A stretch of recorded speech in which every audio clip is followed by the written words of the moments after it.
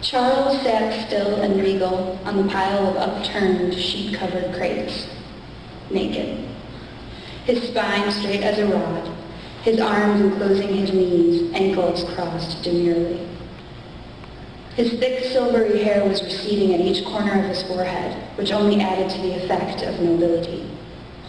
He had fixed his gaze on the clock at the opposite end of the room, carefully avoiding any stray glance at one of the 20 other people with him. His wife didn't know. He told her he was getting overtime. The scratching and swishing of brushes against canvas swelled, filling the room. Charles noticed all kinds of sounds as he stared at the clock, taps and squishes of paint, brushes, and palettes. He almost cracked a smile, thinking of his favorite comic hero, Daredevil, whose blindness was overcome by super hearing. He pretended for a minute that he was Daredevil, that he could hear through the walls, pick up on the other students in the building, chatting, gathering supplies from their lockers.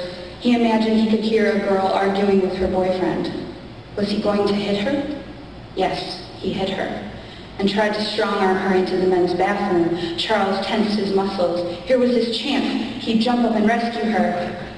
The timer beeped, cutting through the swishes of paint and his daydream. Time to get up and stretch. Charles was the kind of man who loved only one kind of cereal.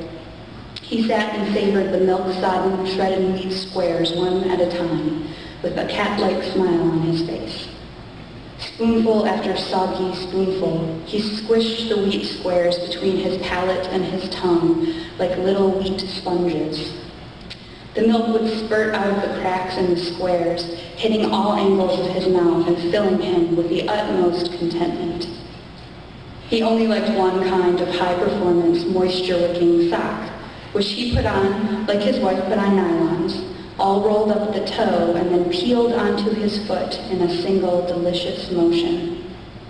He only listened to Canadian radio because Canadians were the only sane ones. That, and he loved the rolling lilt of the DJ's voices and how they made jokes about Glenn Gould and how they talked about the weather in BC and Manitoba. He read Marvel comics, slipping them carefully out of their plastic cases, placing them flat on a table, turning pages slowly, and then easing them back in.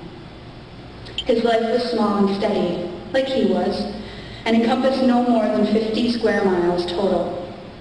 A trip to the grocery store took him 2 miles away from home. Work took him 20. Adelaide, his wife, was a devoted Presbyterian woman. Sunday morning church took them 17.4 miles away from home. It was his nighttime adventures as a model that took him the farthest, 35 miles away. Thank you.